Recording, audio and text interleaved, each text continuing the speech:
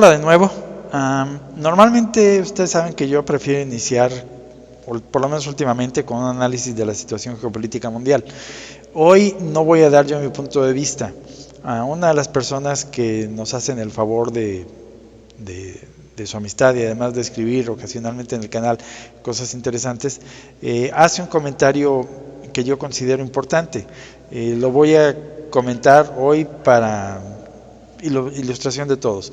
Este comentario lo divide en tres partes: uno, el tamaño de la iglesia; dos, el frente geopolítico; tres, las conclusiones de ello. Bueno, ¿se acuerdan que la semana pasada presentaba la estadística de que aparentemente 2/3 partes de los católicos americanos, por llamarlos así, no creen en el dogma de la real presencia? Bueno, esto dice esta persona: 2/3 no serían católicos al negar este dogma. Si seguimos con los demás dogmas, doctrina, escritura, tradición y magisterio, llegaremos a la cifra estimada de que hay entre 1 y 2 millones de personas en el mundo que reconocemos que la sede petrina está vacante. Es decir, en el mejor de los casos, es el 0.025 o una de cada 4,000 personas, sin contar con las divisiones internas de sede privacionistas, acéfalos y home aloners, que en realidad no son católicos al negar dogmas, notas y características inherentes a la iglesia. Esto va a ser la parte que trataré a la mitad del asunto. Y los católicos favorables al conclavismo serían los que sustancialmente serían católicos, es decir, una proporción más reducida. Bueno, esto nos lleva a la pregunta: ¿de qué tamaño es la iglesia? ¿Y cuál es el modelo de iglesia que tenemos hoy en día? Eso es lo que comentaremos más adelante. Luego dice: respecto a lo geopolítico, está claro que el comunismo avanza a pasos agigantados, como profetizado por el Buen Suceso, la Sabalet y Fátima. Tengo mis dudas respecto al Buen Suceso, entre otras profecías privadas previo al 58. El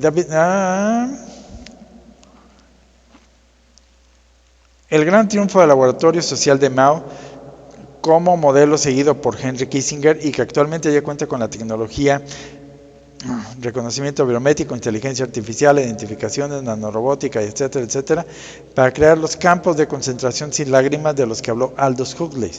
Ahora bien, según esto, Aldous Huxley no era un escritor de ciencia ficción, sino que era uno de ellos, y por lo tanto no habló ciencia ficción. Lo presentaron como ciencia ficción, pero curiosamente siempre nos avisan de lo que van a hacer. China, más su adquisición de las deudas nacionales, como la de USA, su compra de tierras, inmuebles, puertos, aeropuertos, minas y demás activos por todo el mundo, sirven la mesa para la operación sea transportada del capitalismo yanqui a su media naranja, el comunismo transhumanista. Ok, esto tiene que ver con lo que vemos que está pasando en Ucrania. ¿Por qué? Porque hay reportes o rumores de que hay contingentes del ejército chino peleando en Ucrania, y que hay reportes de que hay contingentes norcoreanos y de otros lugares, pero bueno, ellos son los peleando en Ucrania. Entonces, esto sería lo que es el comunismo, ahora disfrazado del bueno de la película, porque ahora Putin es el bueno de la película, el que nos está defendiendo de los malos capitalistas yanquis. Ahora él y sabemos que hay facciones entre ellos, y que de esas facciones van a terminar de armar el imperio que se dividirá entre 10 reyes, y uno de ellos se rebela y lo aplastan, algo así. Luego, el consejo de esta persona: hora de ir acelerando las conversiones y la búsqueda de la santidad, pues parece no faltar mucho para los 3 días de oscuridad de la sexta copa de la ira del Señor. Ahora bien, normalmente nosotros hablamos aquí de lógica, de teología, de filosofía y esas cosas, y solo últimamente yo he empezado a meter como cosa secundaria esto de la búsqueda de la santidad. El punto es, el mucho latín y las muchas encíclicas no nos van a servir para nada si no buscamos este asunto que nos comentan aquí. Y creo yo que en los siguientes videos iré mezclando un poco más de ese tema, porque es un tema que nos afecta a todos, esa búsqueda. Y sí va junto y pegado con lo otro, aunque no necesariamente. Okay. Cambio de tema, vayan por las palomitas. Dice mi cuate el conciliar, y esto es el motivo de la portada. Estaba discutiendo con él y dice mi camarada: San Juan Pablo II, el Magno, gracias a él se derrumbó el muro del Berlín. Se acabó el comunismo en Europa. O sea, el mundo le debe la libertad, según mi camarada conciliar, a San Juan Pacho II. Madre Teresa de Calcuta funda su orden religiosa en 1950 y sin un quinto al morir en 1997 había conventos en 133 países y 4.500 monjas en todo el mundo. Madre Angélica funda la cadena de radio y televisión católica más grande del mundo, sin un quinto y sin ningún apoyo de la iglesia oficial. A la fecha tiene 350 estaciones solo en Estados Unidos y presencia en todo el mundo. Por cierto, además fundó una orden religiosa. Otro ejemplo, Monseñor Malcier Lefebvre en 1970 funda a los lefebristas. El Papa, el Santo Papa, lo excomulga, pero luego el Papa Beni XVI le quita la excomunión. A la fecha la orden religiosa con más sacerdotes y miembros, 60 países, 750 curas, después de los malditos jesuitas y los franciscanos, que también ambos van en picada. La conclusión de mi camarada o su burla es que todos ellos no son católicos según el Neuras. Señores, yo soy el Neuras. Ni hicieron nada bueno según el maldito Neuras. Entonces, vamos a hablar un poquito de estas gentes. Por si tú eres de los nuevos que apenas estás llegando a esto y todavía no sabes muy bien qué está pasando con todo ello. El comunismo no se acabó en el mundo, como dice este muchacho. El comunismo, como nos dice esta otra persona, sigue vigente en el mundo y es el que está rigiendo ahorita o ganando la batalla por el implante de un nuevo gobierno mundial que va a ser controlado aparentemente por ellos. Este señor fue cómplice de ellos. Bueno, suponiendo sin conceder que este señor hubiera sido el responsable de que se hubiera acabado el muro de Berlín y la Unión Soviética y el comunismo duro y bla, bla, bla, bla, bla, bla, bla. Okay. La función en la vida de este señor no era hacerla de político y procurarnos bienestar sociopolítico. La función de este señor era él instaurarnos en la verdad. O sea, este señor lo que tenía que haber hecho, si hubiera sido un papa, era acabar con toda herejía y hacer brillar la luz de la verdad católica. No tenía otra chamba que hacer. Todo lo demás sale sobrando, si no hace eso. Si lo hubiera hecho, todo lo demás sería consecuencia de. Pero este señor no lo hizo. Este señor implantó, terminó lo que Montini comenzó, que tomara forma el maldito Concilio Vaticano II. Primero, no dijo ni pío de la muerte de su predecesor. O sea, no la mandó a investigar, cuando la sospecha del asesinato es algo que todavía sospecha, digámoslo así. La sospecha del asesinato es algo que quedó volando visiblemente en el aire. Ese señor lo silencia. Y ya hoy en día lo van a hacer santo al Papa de la Sonrisa. Segundo, este señor termina de tronar lo que quedaba de la Iglesia Católica al privarla del derecho canónico. Este señor implanta un nuevo derecho canónico. No es lo mismo. El nuevo derecho canónico, por si no lo has leído, y te reto a que lo hagas, mi estimado, tiene varios artículos en los cuales directamente ataca la santidad de la Iglesia. Y uno de ellos te lo menciono. Este favorece el ecumenismo directa y oficialmente al autorizar a que exista comunión in sacris entre las iglesias no católicas y la que se supone que es la Iglesia Católica. Ese como uno. Y luego, terminó de darle en la torre a la iglesia, porque también terminó, bueno, ahí te va, terminó de implementar la nueva misa, el nuevo derecho canónico, El nuevo rosario, no se te olvide que por ahí tenemos los nuevos misterios, adivina qué, Illuminatis, son misterios Illuminatis, el nombre no te dice nada. Lo que antes era la liturgia de las horas, este señor la desapareció, la renovó. El ecumenismo lo puso en todo su esplendor. La primera reunión ecuménica gruesa, imperante mundial, la hizo él en Asís.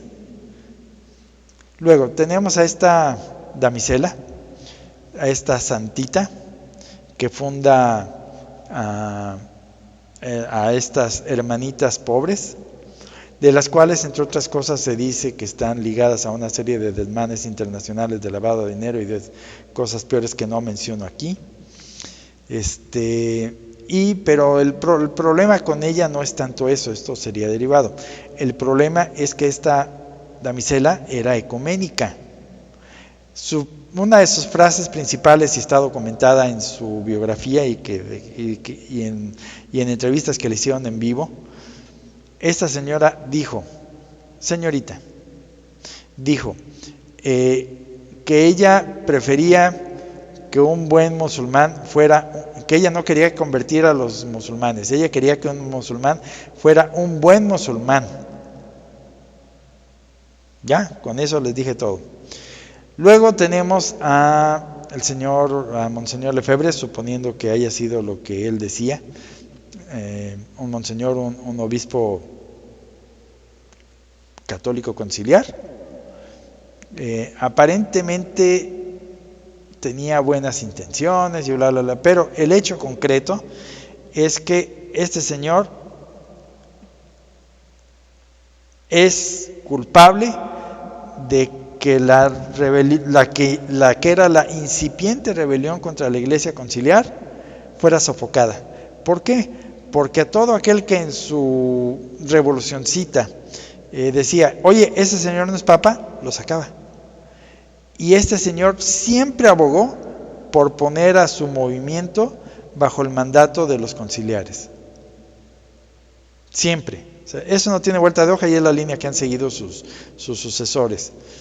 Busquemos la aprobación de la Santa Madre Roma. Luchemos desde adentro, que ya lo hemos refutado N veces aquí. Ahora bien, ¿cómo es que un soberbio neuras como yo y ustedes tiene certezas de todo esto? Bueno, vamos a hablar ahora de certezas neuróticas. ¿O por qué podemos estar seguros de que nuestra evaluación o juicio moral es el correcto, el bueno y el único imperante? Okay. Primero, nos dice su santidad Benedicto XV, tal es la naturaleza de la fe católica que no admite más o menos, sino que debe ser sostenida como un todo o rechazarse como un todo. Es decir, este señor dice que Juan Pablo II tuvo que hacer algunas componendas por ahí para no verse tan mal en el mundo. Sí, modificar un poquito la iglesia, pero lo esencial no la tocó. Y lo mismo esta santa, en lo esencial fue caritativa. Y no digamos a Lefebvre, en lo esencial salvó al catolicismo, él mantuvo sus obispos para que no fueran absorbidos por la iglesia conciliar, por la Roma pagana. Okay. ¿Qué nos dice este papa? Que la fe católica no admite modernizaciones. O la sostienes entera hasta la última coma tal cual ha sido sostenida desde que fue dada por Dios mismo a los hombres, o no es católica, punto. O sea, no hay grises. O es católica al 100% o no lo es. Si fuese, según ustedes, modernizada en un 1%, ese 1% no es católico. El Concilio Vaticano II no es católico, tiene errores. Entonces tiene que ser rechazada como un todo. Ahora bien, esta es la razón teológica. Vamos a la razón filosófica. Esto se sabía desde tiempos de Aristóteles y desde Platón y desde los griegos lo sabían, pues. O sea, ni siquiera tenemos que esperar al magisterio de la iglesia para saber las verdades en modo absoluto. Dice, bonum ex integra causa, malum est concoque defecto. Una acción para que sea buena debe ser buena en todas sus partes. Es mala cuando es mala en un solo aspecto. Entonces, el Concilio Vaticano II tiene, supongamos que nada más un error no católico. Con uno basta para que ya no sea bueno. Y si no es bueno, no es católico. Ahora bien, aquí nos está hablando de certezas. Y alguien me podría decir, oye, pero no hay cosa, Dios mismo nos dice que no hay persona que no peque por lo menos una vez al día. Sí, sí es cierto. La obra de toda persona es naturalmente imperfecta. Entonces, no podemos hacer las cosas absolutamente bien en todo aspecto. Sí, sí es cierto. Humanamente no podemos. Pero aquí es donde viene el asunto. El asunto no es la perspectiva humana, sino la perspectiva esencialmente divina. Es decir, Dios sabe que nosotros no somos capaces de perfección absoluta.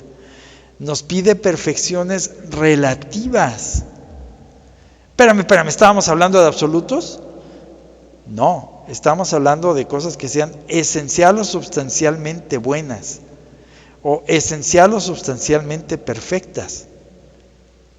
Mientras exista el mundo material, en el cual vivimos los que caímos de la gracia de Dios por el pecado de Adán, no habrá ni acción ni doctrina en lo que respecta a lo humano perfecta. ¿Ok? Sino que buscamos que sea sustancialmente perfecta. Entonces, vamos a hablar un poquito de certezas, porque vamos a hablar de la iglesia. Y vamos a distinguir entre dos tipos de certezas: certezas absolutas y certezas relativas. Certezas absolutas son aquellas que nos vienen o por la naturaleza que Dios ya imprimió en la naturaleza, valga la redundancia, o porque son verdades que Dios nos reveló por sí mismo y por lo tanto no tienen vuelta de hoja. Y ni siquiera todas ellas, Dios es bueno, sí, no tiene vuelta de hoja, Dios es bueno. El Papa es infalible, sí, no tiene vuelta de hoja. Tiene condiciones, pero el asunto no tiene vuelta de hoja. No hay círculos cuadrados. Lo esencial es inmutable. La suma de ángulos en un triángulo es igual a 90 grados. Y toda profecía bíblica que está en la Biblia se cumple. Ok. Aún en las certezas absolutas podemos encontrar algunas excepciones quizás o subdivisiones. ¿Dios es bueno? Sí, eso no tiene vuelta de hoja porque esta es una verdad divina que nos es revelada por Dios. Certezas relativas, por ejemplo, yo puedo decir que todo bautizado está bautizado, es decir, pertenece a la iglesia, dejándonos de cosas de la fe, nada más por el bautismo. No puedo. ¿Por qué? Porque sabemos que aún dentro del bautismo existen fallas en la forma o en la materia. Entonces, ¿puedo establecer como principio absoluto que todo bautizado está bautizado? No puedo. Puedo establecerlo como un principio general. ¿Por qué? Y esto sí empieza a tener relación con lo otro. Porque dentro de los sacramentos de la iglesia, la propia iglesia admite una cierta incertidumbre, tan es así que tenemos los sacramentos sub conditione. Más sobre esto adelante. Círculos cuadrados, en este universo, en esta realidad, en este mundo donde Dios nos puso después de la caída de Adán, no pueden existir. ¿Por qué? Porque se contradirían. La naturaleza que Dios creó también incluye la naturaleza matemática. Y Dios se contradiría a sí mismo si hiciera círculos cuadrados. ¿Dios los puede hacer? Yo digo que no, porque se contradiría Dios a sí mismo. Alguien quizá pueda decir, sí, Dios en principio los puede hacer, pero no los va a hacer porque se contradiría. Para mí el asunto es, no puede. Lo esencial es inmutable. Bueno, aquí, por ejemplo, otro punto. Lo esencial del pan es que sea por lo menos de trigo. Eso es lo esencial del pan. Bueno, aún eso esencial es inmutable, no es inmutable. ¿Por qué? Los católicos lo sabemos. La transubstanciación quita el pan, por llamar el pan del pan, por llamarlo de algún modo, y sostiene los accidentes del pan. 90 grados, sí, siempre y cuando sea una geometría no euclidiana. Si es no euclidiana, no van a ser 90 grados. Entonces tenemos certezas relativas. ¿Toda profecía se cumple? No, hay profecías condicionales. Por ejemplo, la de Nínive, donde nuestro amigo, el que fue tragado por la ballena, no quería ir a avisarles a los de Nínive. Finalmente tuvo que ir, pero esa profecía es condicional, y hay otras que han sido así condicionales de Dios. No todas las profecías son condicionales. Por ejemplo, el verbo tenía que venir de una mujer virgen, y no nada más virgen, sin pecado original. Y por otro lado tenemos un principio que nos dice: todo ser humano nace con el pecado original. Entonces, aún desde el punto de vista que Dios nos lo afirma, algunas certezas generales, pueden existir excepciones. El asunto es que esto juega a favor y en contra de interregnum. Okay. Solo las voy a exponer. No vamos a más que a semblantear el terreno para ir a lo que sigue, que plantea otra persona lectora del canal. Hay una serie de teorías sobre la iglesia, y digo iglesia en minúsculas, nótese. Los conciliares sobre todo dicen, bueno, espérenme una cosa antes. Normalmente estas teorías van a ser mutuamente excluyentes, no en sentido absoluto, sino en sentido general. Entonces, normalmente si nos decidimos por una de estas teorías, de algún modo estamos desechando las otras, aunque no en todos sus aspectos. La iglesia sufre la pasión, muerte, sepultura y resurrección de Cristo. Ellos dicen, y esto podría tener con lo que dice otra persona después, y dicen muchos conciliares: hoy en día la iglesia está sufriendo la pasión, donde nos vemos que nos tienen crucificados con la herejía. No, esa teoría no puede ser. Que la iglesia sufra una pasión, muerte y sepultura, pudiera ser, pero no en el sentido en que le dicen los conciliares, que los errores que atacan desde dentro de la iglesia es su pasión. Eso es imposible. La teoría del gran aviso. Esta teoría presupone que la iglesia conciliar es la iglesia católica. ¿Por qué? Porque es dada en Garabandal y la sostienen como lo mencionan incluso los papas como papas de la iglesia católica. Y aquí lo que nos dicen es que a esta iglesia se le va a dar un aviso que no se le dio aparentemente a ningún otro, es decir, Dios va a ser injusto, porque nos va a dar a nosotros algo que ningún otro cristiano, socialmente hablando, tuvo antes, que nos van a decir el estado de nuestra alma. Entonces, la teoría del gran aviso implica o casi necesariamente que la iglesia es la conciliar, que esa es la iglesia católica. La teoría de nuestro buen amigo Interregnum: estamos solos en casa, donde no hay jerarquía. Hay otra que a mí me suena un poco más realista, que dice: la iglesia será al final como en sus principios, que es parecida a la iglesia sufre la pasión, pero no necesariamente igual. ¿Por qué? Porque la iglesia históricamente al inicio nació pequeña y perseguida, nace en las catacumbas y muy santa. La teoría de la Salet, que esta más que teoría debería ser algo más por su origen, donde nos dice que la iglesia será eclipsada. La palabra que utiliza la Salet es eclipsada, no extinguida. Teoría: la iglesia sigue igual. Básicamente aquí lo que se quiere dar a entender es que la iglesia siempre ha sido más o menos la misma desde sus inicios. Incluso la iglesia conciliar hoy es lo mismo que la iglesia católica, y aquí se me ocurre que esta iglesia no puede ser que siga igual, pero así la ven los conciliares. Y yo tengo un buen punto. Nos explican en el sermón de hoy que el ejemplo que nos pone Jesucristo nuestro Señor del buen samaritano, la parábola del buen samaritano, la explicación es que el hombre tirado al camino es la raza humana después de caída de Adán. El malo es Satanás, el que nos roba y nos deja del lado tirado a la basura. El buen samaritano es Jesucristo nuestro Señor. El jumento donde nos carga es su propia humanidad. Donde nos lleva a que estemos ahí en lo que Él vuelve es la iglesia. Esa es la posada, la iglesia.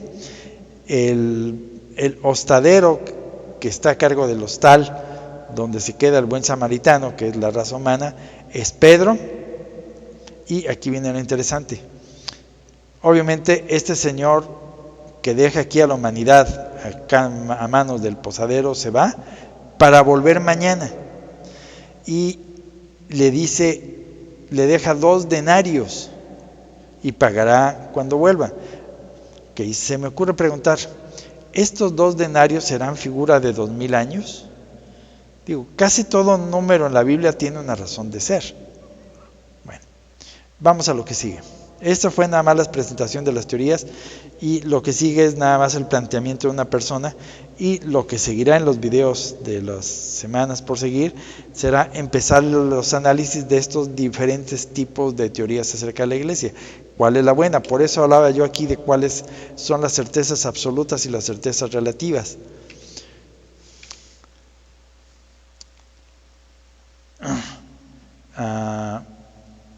Esto será parte de lo que estaremos viendo, y lo que nos dice una persona del canal, el asunto está interesante. Empieza planteando una serie de preguntas y nos exige una respuesta.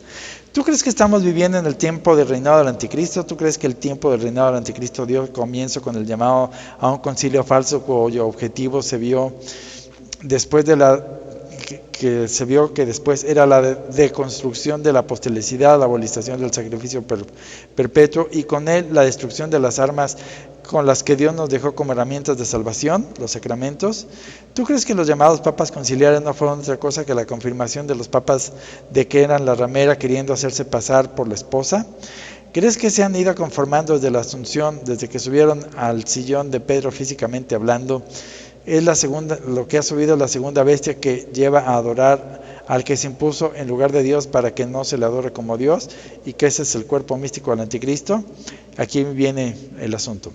Bien, si respondes que sí a todas estas preguntas, solo a la primera, entonces dime en qué parte de todo el magisterio, doctrina y dogmas de la Santa Iglesia se sostiene que mientras reine Cristo también reinará el anticristo, o lo que es lo mismo, que cuando llegue el tiempo del reinado del anticristo reinarían ambos en paralelo, reinaría Dios y reinaría su opositor. ¿Es esto una blasfemia? Acá le sigue con otras cosas, pero me detengo aquí un poco.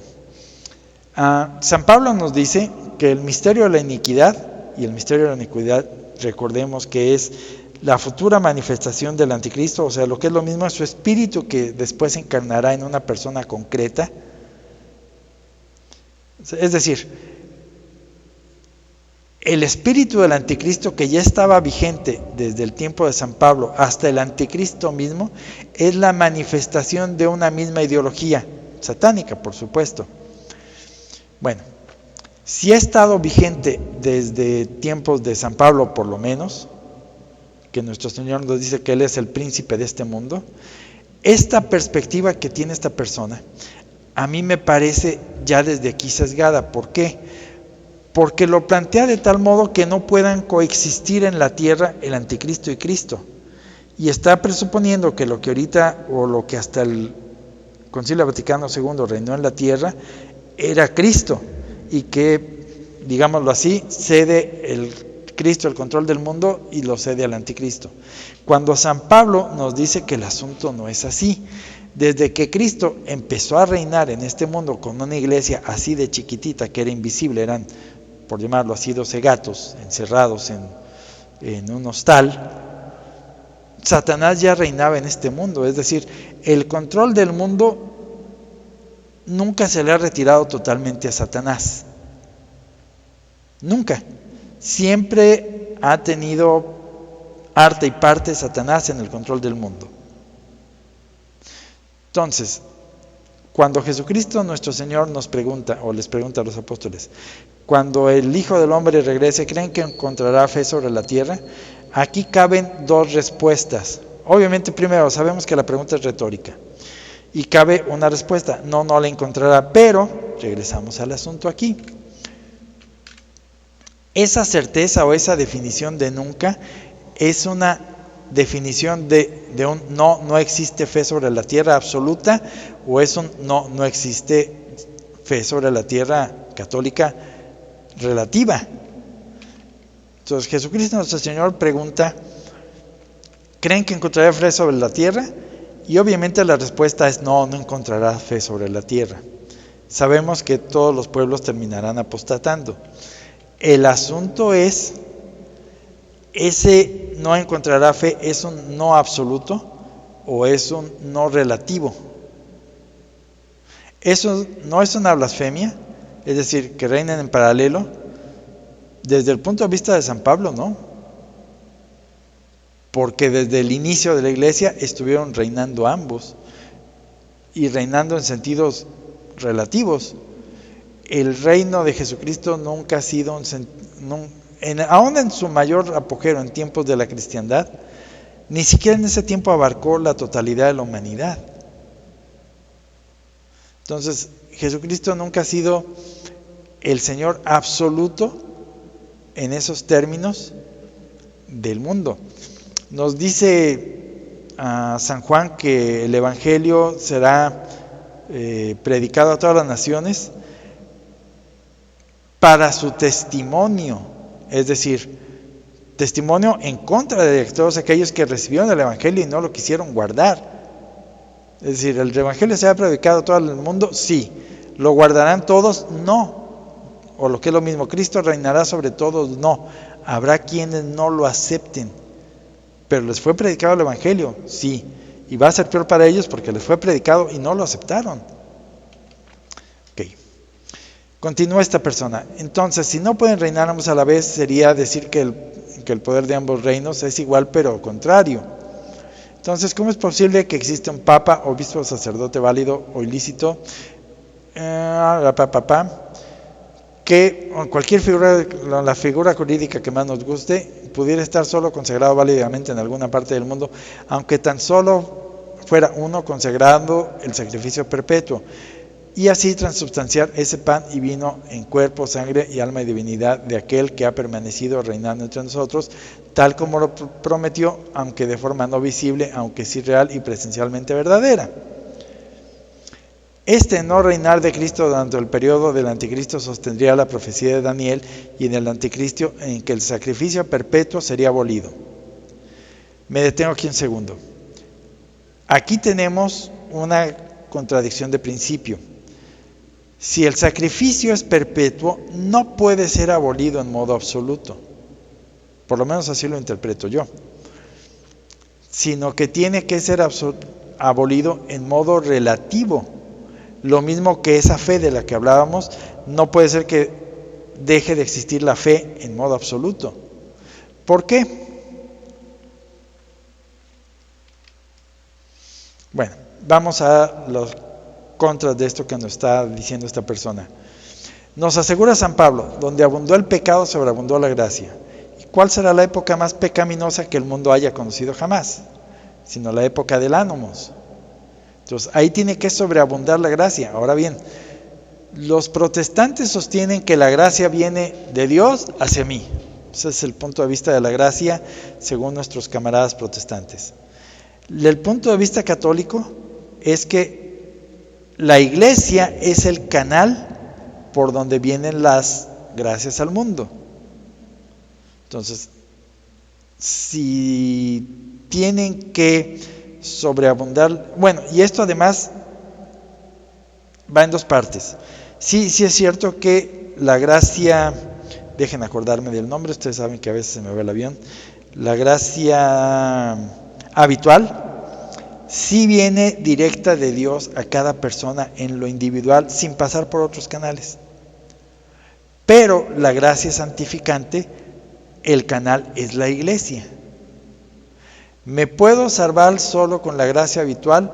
En principio sí. En la práctica está difícil. ¿Por qué? Porque lo habitual, y digo lo habitual, es que las personas que de algún modo explotan o hacen crecer o como quieran esa gracia habitual, los conduce Dios normalmente a la iglesia, para que en la iglesia reciban la gracia santificante. Es decir, el camino habitual de la gracia santificante es la iglesia. Bueno, eso nos dice que si esta va a ser la época en la que la humanidad va a necesitar, más que en cualquier otra época, la ayuda de Dios, pues tiene que poder seguir habiendo un modo en el que esa ayuda de Dios se concretice. Luego viene la promesa de Cristo: yo estaré con vosotros todos los días hasta el fin del mundo. Mi planteamiento, ustedes lo saben, ha sido que si ese vosotros son los apóstoles con los que él se estaba despidiendo en ese día, por lo tanto, esto es una promesa que yo estaré con los apóstoles todos los días hasta el fin del mundo, es decir, con los sucesores de los apóstoles. Y aquí es donde hay una interpretación que es interesante y que yo estoy todavía buscando por dónde refutarla. La teoría de interregno nos dice: el fin del mundo no es un instante, es una época. Y eso cambia toda la perspectiva. Nosotros normalmente asumimos que el fin del mundo es el último instante que le sobreviene al mundo antes de que concluya la segunda venida de Jesucristo. ¿Cuándo sea eso? No lo sé. Si será después del milenio o no después del milenio, no lo sé. Pero el fin del mundo es cuando Jesucristo nuestro Señor diga: señores, yo ya bajé, los redimí, ya ya volví a bajar, ya los juzgué, con o sin milenio. Ahí nos vemos, aquí ya no hay nada que hacer, se completó el número de almas que estaban destinadas en el cielo después de la caída de Satanás. Se cierra el telón. Según Interregnum, eso no es un instante, es un periodo. Y va a ser parte de lo que analizaremos en semanas por venir.